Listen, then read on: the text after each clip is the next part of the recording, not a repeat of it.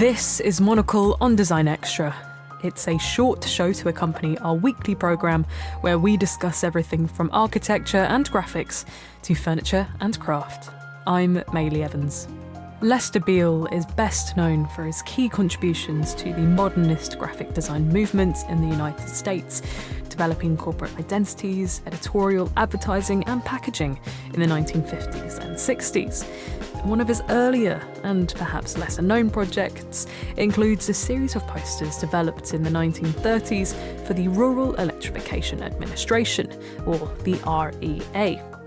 These posters translated European modernism for a rural US audience, and these designs are the focal point of a current exhibition at the Poster House in New York City. With more, here's Angelina Lippert, Executive Director and Curator at Poster House.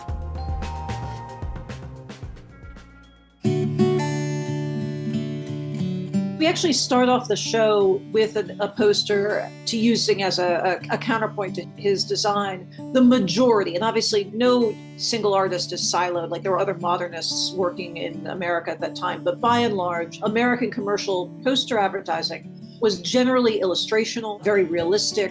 The poster we start off with is a poster for electrification, but it was printed by General Electric, and it just shows like a bucolic landscape somewhere in America. It's a vista coming out of like the commercial train advertising, like that type of travel advertising that was very popular in the 1920s and 30s in the United States. Beall is decidedly breaking away from that into something incredibly modern. Beall did 3 series for the Rural Electrification Administration, spaced a few years apart. The series had a twofold purpose. It went around the country to convince Americans to self-invest in creating co-ops for electricity. At this point in time, when these posters debuted, 90% of the United States did not have access to electricity. We were devastatingly behind.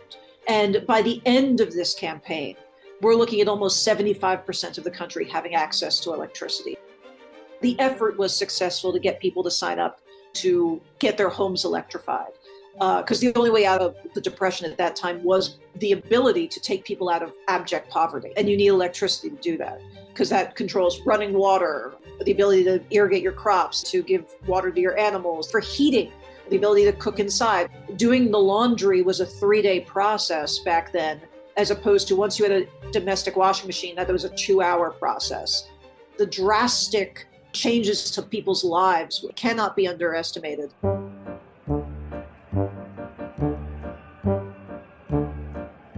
So these posters followed the Rural Electrification Administration on these things called electric circuses that would go around the country and set up in some backwoods town, and sort of like the circus coming to town. It was entertainment. They would have these posters on easels in the background or hanging on the wall.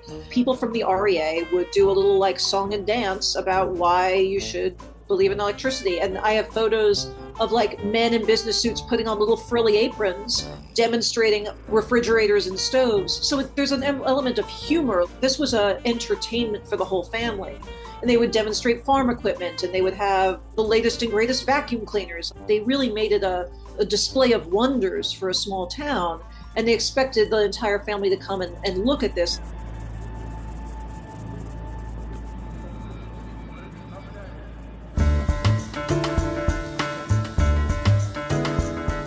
The other way that these posters functioned was to be presented in Washington, on the streets and in government buildings, to convince legislators to support the program. So they had to appeal to a rural American audience and to a fairly sophisticated, educated like Congress to continue supporting FDR's bills to fund the REA. Beall did 3 series for the REA, spaced a few years apart. Each series has 6 posters in it.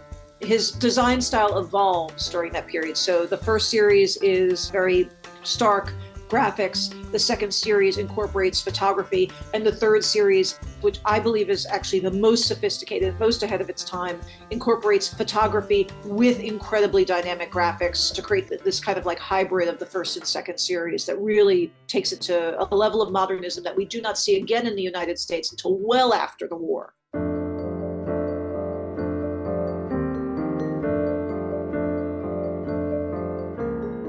He studied design in Chicago, and Beall was very much originally drawn to designers like Aubrey Beardsley and Tate Beardsley's techniques, and it looked awful. He was not a great copyist of that style, but then he started having access to European design magazines that had, it wasn't full-scale color, massive reproductions. These were like thumbnail interpretations of modernist graphics from Switzerland and Germany and France. So he would see Cassandra, he would see the Stenberg brothers, he would see design that was happening in Europe. This just opened a whole new world for him. These weren't necessarily readily available to him, especially during a time of economic crisis. But he built this massive library that he traveled with for the rest of his life. He kept that library intact until his death, of just references of European modernism.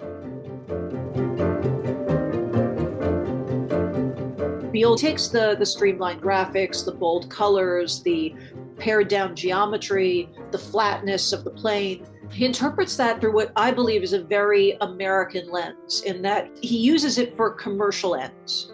Yes, it has to be beautiful, as European design tended to be, but also has to appeal to a very American sensibility. And we are a much more literal country.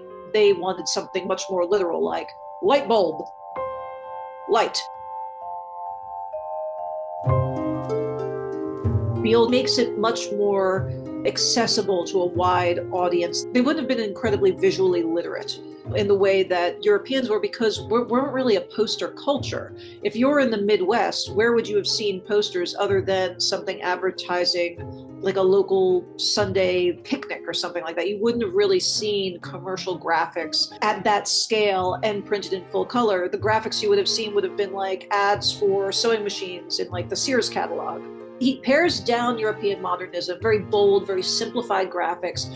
He makes it very easy for the reader to understand what the image is asking them to do. So he uses a lot of arrows to draw, like, this is what you should be looking at. He called it thrusts and counter thrusts, playing with scale by pushing a cutout photo of somebody against these dynamic lines moving forward. So you get kind of, not vertigo, but you get this kind of push-pull that forces your eye to move across the page and continue moving, which keeps the viewer interested in an object longer.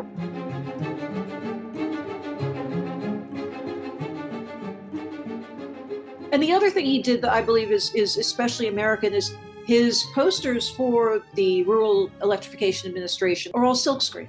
Silkscreen was not a printing medium that was extraordinarily popular in Europe. They mostly still used lithography. Silkscreen was a commercial printing technique. So like you'd put like letters on the side of a crate, and he was using it as a means of printing for advertising, which wasn't really happening a lot at that point in time.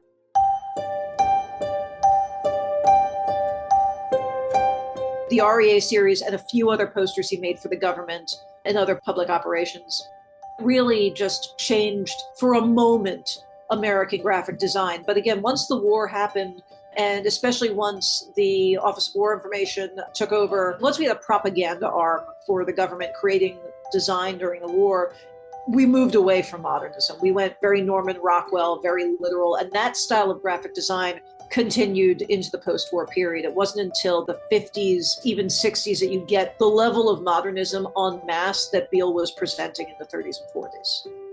The things that Lester is best known for are actually the logos and the branding he created after the war is his best known and most impactful legacy for graphic design today. But that's outside of the scope of the show, because I really wanted to focus on the posters he made. And he didn't really do a ton of posters after the war. When Beall created the first REA series, it was the first show that MoMA, so the Museum of Modern Art in New York, they collected the posters immediately, so they recognized the value as they were being printed. And they did a show on Beall as the very first American graphic designer that they ever gave a show to, which is huge. MoMA at that time was very Euro-focused. They did a lot of exhibitions on European designers and European design and European art. Out of all of the people doing graphic design in the United States, Beall got the very first design show. I think that tells you how important these posters were seen at the time they were being printed. So it's not just us looking back and saying, oh my God, these are amazing. They were recognized as amazing at the time that they were made. People should know that these are something that have continued to be a big deal since inception.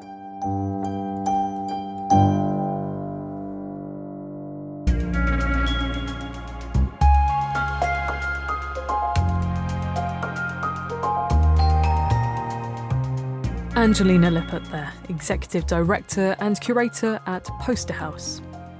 The exhibition, Lester Beall and a New American Identity, is on at the Poster House in New York City until the 23rd of February 2025.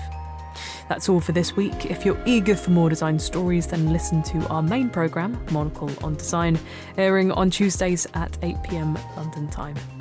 Or if you prefer print, you can pick up a copy of Monocle magazine, available on all good newsstands now. Today's episode was produced by me, Maylie Evans, with research from Maisie Ringer. Thank you for listening.